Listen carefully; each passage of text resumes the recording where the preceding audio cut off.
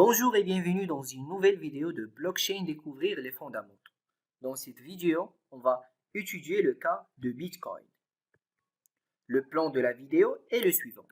Premièrement, on va discuter des origines du Bitcoin. Ensuite, explorer c'est quoi le logiciel Bitcoin Wallet et parler du portefeuille Bitcoin. Après, on va explorer le mécanisme ou bien le consensus utilisé dans le réseau Bitcoin pour confirmer les transactions, c'est le Proof of Work. Et finalement, comprendre l'un des éléments les plus importants dans le réseau Bitcoin, qui est l'arbre de Merkle. Premièrement, beaucoup de personnes disent beaucoup de concepts sur le Bitcoin.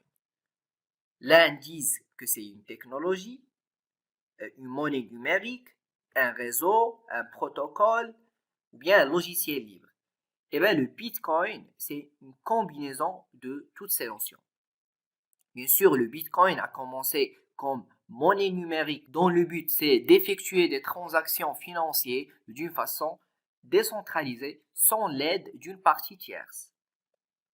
Mais bien sûr, le Bitcoin il se pose sur des protocoles, sur des consensus, sur des mécanismes qui vont assurer cette décentralisation et cette transparence. Bien sûr, on peut dire le réseau Bitcoin, mais on peut aussi dire la cryptocurrency Bitcoin, qui est utilisée pour alimenter le réseau Bitcoin.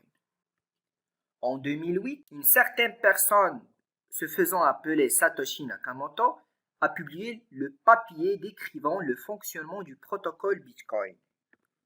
C'était juste après la faillite de la banque Lehman Brothers qui plonge alors l'économie dans le chaos. Et donc, en ce moment, il fallait avoir un système plus transparent et décentralisé. En 2009, le protocole Bitcoin a été lancé et le processus de création du Bitcoin a débuté. Bien sûr, dans la génération des bitcoins, c'est un petit peu limité puisqu'on a une quantité limitée de nombre de bitcoins. Et donc, d'ici 2140, on va arriver à cette limite. Et donc, les mineurs, ils vont rien gagner de leur processus du mining. Maintenant, passons au logiciel Bitcoin Wallet. Bien sûr, pour s'adhérer au réseau Bitcoin, il nous faut certains logiciels précis, notamment les portefeuilles ou bien les wallets. Eh bien, ces wallets, c'est comme un portefeuille qui peut être soit physique ou bien soit logiciel qui va contenir notre clé privée et publique qui va nous identifier dans les réseaux.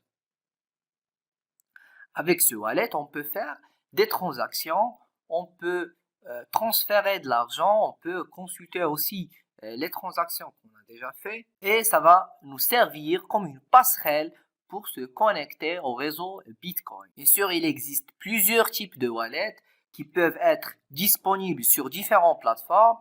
Dans les vidéos prochaines, on va discuter plus sur ces types.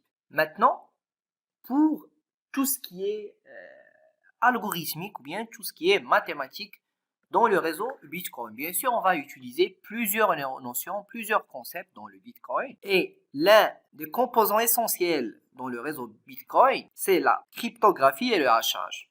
Et donc, pour la cryptographie, on va trouver la notion, bien l'utilisation de la cryptographie asymétrique, notamment l'utilisation d'une clé publique et une clé privée pour assurer une signature à travers le cryptage elliptique. Et on trouve aussi la notion de l'hachage pour s'assurer de l'intégrité et s'assurer aussi de l'authenticité du message. Plusieurs algorithmes de hachage utilisés et qui sont connus, comme par exemple le SHA-256. Mais ce qu'il faut savoir, c'est l'importance d'une clé publique et une clé privée pour nous identifier dans le réseau.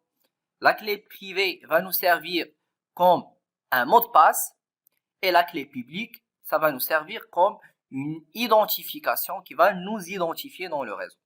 Maintenant, comment ce Bitcoin nous permet d'avoir une sécurité, une transparence, une décentralisation à travers l'un des consensus les plus connus, c'est le Proof of Work.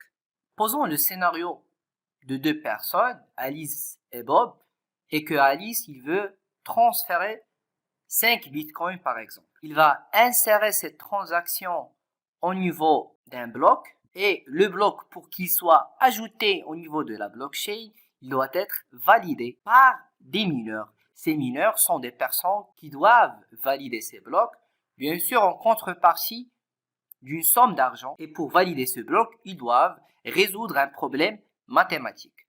Et grâce à ce consensus-là, que le Bitcoin gagne en termes de sécurité. Et plus il existe des nœuds dans le réseau, plus la sécurité, elle est assurée. Et finalement, on va finir avec l'arbre de Merkle. L'arbre de Merkle, c'est une méthode, bien c'est une structure de données qui va organiser les données et les regrouper par deux sous forme d'arbres. Donc les transactions seront regroupées par groupe de deux. Un hachage, il est appliqué au groupe. Et ensuite, chaque deux groupes, on va les hacher pour arriver enfin à la racine qui s'appelle le Merkle root. Cette organisation de transactions, il va permettre aux mineurs, lors de la vérification des nouvelles transactions, de remonter très rapidement vers la dernière transaction et vérifier s'il existe une transaction d'un montant supérieur à celui qui doit être dépensé dans la nouvelle transaction. Et donc l'arbre de Merkle, il va nous permettre d'identifier très rapidement les transactions qui appartiennent à un même membre. Maintenant, passons à une petite simulation de l'enregistrement des transactions bien des blocs dans le réseau Bitcoin. Donc, comme c'est déjà mentionné, il existe plusieurs blocs qui seront stockés au niveau de la blockchain Bitcoin. Bien sûr, chaque bloc, il a un numéro, il a un nonce, il y a un ensemble de data qui seront les transactions. On trouve aussi le hash du bloc précédent. Bien sûr, pour le premier bloc, c'est le 0. Et ensuite, on va trouver le hash du bloc actuel. Donc, par exemple, on va mettre une transaction entre deux personnes. Donc, dans le bloc data, on va trouver, par exemple, une personne avec l'adresse publique suivante qui va envoyer qui va transférer de l'argent à une autre personne. Donc, on va mettre les paramètres suivants. Donc, par exemple, pour le amount, on va insérer 5 bitcoins. Et bien sûr, pour valider cette transaction, on doit procéder à l'opération du mining. Donc, il faut trouver le hash. Donc, jusqu'à maintenant, on a le hash, il est invalide. Et donc, il faut miner ce bloc et ainsi trouver la combinaison, bien le hash spécifique pour ce bloc. Ensuite, on va directement passer au deuxième bloc. Par exemple, on va changer d'adresse. Et on va refaire le même procès. Donc, on va essayer de trouver le hash actuel pour le bloc. Bien sûr, ce scénario-là, c'est juste une simulation. Mais bien sûr, ça va nous prendre un petit peu plus de temps dans les transactions au niveau réseau Bitcoin. Donc, on peut refaire la même chose pour le troisième bloc.